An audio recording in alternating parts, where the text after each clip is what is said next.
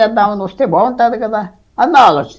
Right discuss చేద్దాం sir. మనతో పాటు ఏవియేషన్ సంబంధించి ఫ్యాకల్టీగా కూడా వర్క్ చేస్తున్నటువంటి శ్రీకర్ గారు కూడా ఉన్నారు. వీరికి కూడా రంగంలో ఎలాంటి పరిస్థితులు ఉంటాయి, ఏ రకమైనటువంటి పరిస్థితులు వచ్చినప్పుడు ఎలా రియాక్ట్ అవ్వాలి, వాటిని ఎలా ఫేస్ చేయొచ్చు, ఎంతవరకు వారి చేతుల్లో కూడా ఉంటుంది, పైలట్ కావచ్చు, కో పైలట్, లేకపోతే అసలు ఎందుకు ఇన్ని నిమిషాల వ్యవధిలోని టేకాఫ్ అయిన తర్వాత ఇలాంటి పరిస్థితి చోటు చేసుకుంది అనేది కూడా మనం మాట్లాడుతాం. శ్రీకర్ గారు, ఏంటి అసలు మీరు ఇది తెలిసిన తర్వాత అసలు ఎందుకు ఈ ప్రమాదం జరిగి ఉండొచ్చు, కారణాలు ఏమై ఉండొచ్చు? అంటే ఇంకా విచారణ అయితే కొనసాగుతుంది. సో మీకున్న అనుభవం రీత్యా లేదా మీరు అనేక అంశాలపైన కూడా పరిశీలిస్తుంటారు, ఖచ్చితంగా వాటిని అధ్యయనం చేస్తారు, ఎందుకంటే చాలామందికి నేర్పించాలి కూడా కాబట్టి. సో ఎందుకై ఉండొచ్చు ఈ ప్రమాదం? అవును సార్ ఇప్పుడు ఏంటంటే ఇలాగా సిచ్యువేషన్ అవ్వడానికి చాలా రీజన్స్ ఉంటాయి సార్.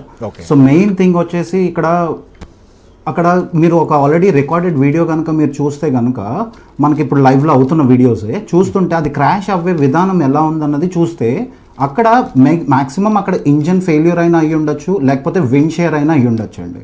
ఓకే, విండ్ షేర్ కూడా అయ్యే ఛాన్స్ ఉందా సార్? విండ్ షేర్ అవ్వడం వల్ల ఏంటంటే మీరు చూడొచ్చు అది కరెక్ట్గా క్రాష్ అయ్యే టైంకి ఆ నోజ్ ఏదైతే ఉందో అది కొంచెం టేక్ ఆఫ్ పొజిషన్లోకి వెళ్ళిపోయింది సార్. ఓకే, సో అది విండ్ షేర్ వల్ల కూడా అవ్వచ్చు సార్. రైట్, అంటే అసలు ఇలాంటి ఈ రకంగా చూసుకుంటే సార్ ఇక్కడ లైక్ ఏదంటే అక్కడ సార్ చెప్పండి సార్ ప్లీజ్. సో ఇలాగా చూస్తే అది ఇంజన్ ఫెయిల్యూర్ అన్నది ఇట్ మేబీ మాల్ ఫంక్షన్ అవ్వచ్చు లేదా బర్త్ స్ట్రైక్ అవ్వచ్చు. అంటే ఖచ్చితంగా దీంతో పాటు ఏంటంటే ఇప్పుడు ఫ్లాప్స్ ఉంటాయి సార్, వాటిని ఎక్స్టెండెడ్ వింగ్స్ ఉంటాం. ఓకే ఓకే, కంటిన్యూ చేయండి ప్లీజ్. సో ఆ ఎక్స్టెండెడ్ వింగ్స్ ఎందుకు యూజ్ అవుతాయి అంటే మన ఎయిర్ క్రాఫ్ట్ ఎప్పుడైతే లో స్పీడ్స్లో ఉందో అప్పుడు ఎయిర్ క్రాఫ్ట్ని కొంచెం వెయిట్ బ్యాలెన్స్ చేయడానికి అది యూజ్ చేస్తాం సార్. సో మేబీ అదైనా సరే మాల్ ఫంక్షన్ అయ్యి ఉండొచ్చు.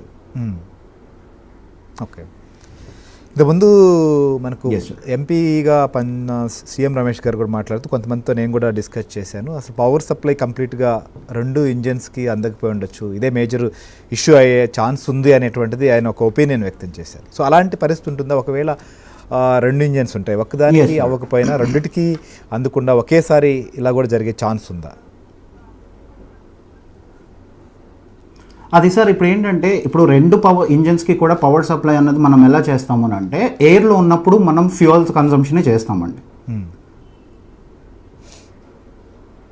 సో ఫ్యూయల్ ఏమవుతుందంటే దాన్ని బస్ ట్రాన్స్ఫర్ అంటాం సార్. ఆ బస్ ట్రాన్స్ఫర్ ఫెసిలిటీని యూజ్ చేసుకొని 2 ఇంజన్స్కి సైమల్టేనియస్గా మనం ఫ్యూయల్ అన్నది ఇంజెక్ట్ చేస్తూ ఉంటాం.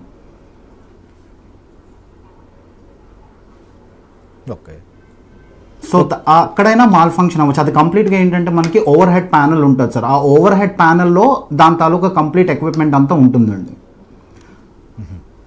అంటే చాలా మంది డిస్కస్ చేస్తూ ఒక అంశాన్ని ప్రస్తావిస్తున్నారు ఇక్కడ. సో అదైనా మాల్ ఫంక్షన్ అవ్వచ్చు. ఓకే, టెక్నికల్ ఇష్యూ ఒక ఛాన్స్ ఉంటే, రెండోది సడన్గా ఈ సందర్భంగా తీసుకోవాల్సినటువంటి డెసిషన్స్ కావచ్చు, లేకపోతే వారికి కావాల్సినటువంటి సిగ్నల్ కావచ్చు, ఇవన్నిటి విషయంలో కూడా కొంత ప్రాబ్లం అయి ఉండొచ్చు, ఒక కంట్రోల్ ఎర్రర్ కూడా అయ్యే ఛాన్స్ ఉంది అంటున్నారు. అది ఎంతవరకు జరిగి ఉండొచ్చు అంటారు సార్? అది అంతవరకు జరిగింది అన్నది మనం ఆ బ్లాక్ బాక్స్ రికార్డింగ్స్ వింటేనే కానీ మనకి అది క్లారిటీ అన్నది రాదు సార్. ఎందుకంటే ఇంతవరకు 9/11 అటాక్ జరిగిన తర్వాత దగ్గర నుంచి మన ఏవియేషన్ ఇండస్ట్రీలో సెక్యూరిటీ రీజన్స్ పరంగా చాలా ఎక్విప్మెంట్స్ వచ్చినాయి, చాలా వాళ్ళు చాలా రెమెడీస్ తీసుకున్నారండి. ఓకే, సో అప్పటి నుంచి చూసుకుంటే మనకి అసలు యాక్సిడెంట్స్ అన్నవి కానివ్వండి, లేకపోతే ఇలాంటి సినారియోస్ ఏవి కూడా చాలా తక్కువ నంబర్లోనే జరిగాయి సార్. ఓకే, సో కనీసం ఈ హైట్లోనే ఇక్కడ నుంచి యాక్చువల్గా మనం చూస్తే 800 అడుగులు మాత్రమే అంటున్నారు. ఎగ్జాక్ట్లీ అఫిషియల్గా కూడా రావాలి ఇప్పుడు వరకు ఉన్నటువంటి ఇన్ఫర్మేషన్. సో ఆ దశలోనే ఆగిపోవడానికి కొన్ని సందర్భాల్లో పక్షులు కొన్ని అడ్డం రావడం వల్ల కూడా ఒక్కోసారి ప్రాబ్లం వస్తుంది. అంటే చాలా తక్కువ పర్సెంటేజ్, ఒక 20% ఇలాంటి సంఘటనలు కూడా కొన్ని చోట్ల మనం చూసాం. ఇంజన్ పాడవడం, ఎమర్జెన్సీ ల్యాండ్ చేయడం లాంటివి కూడా గతంలో కొన్ని సంఘటనలు ఉన్నాయి. సో అలాంటి పరిస్థితులు ఏమైనా ఉన్నాయా? ఎందుకంటే ఈ ఎయిర్పోర్ట్కి దగ్గరలోనే నివాసాలు కూడా ఉన్నాయి కాబట్టి.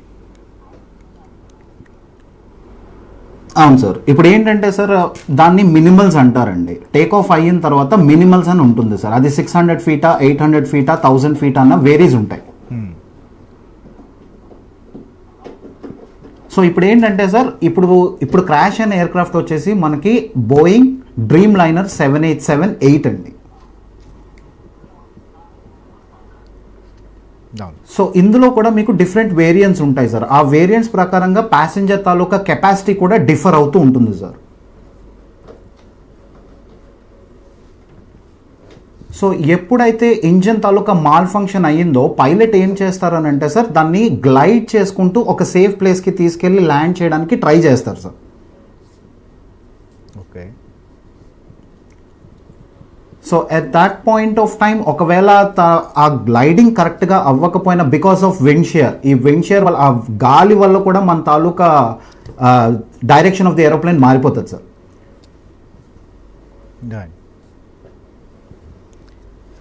చూద్దాం సార్, కారణాలు అయితే మాత్రం ఆ ప్రకారంగా అక్కడ తను ఎంత ట్రై చేసినా పైలట్ ట్రై చేసినా అవ్వకపోయి ఉండొచ్చు.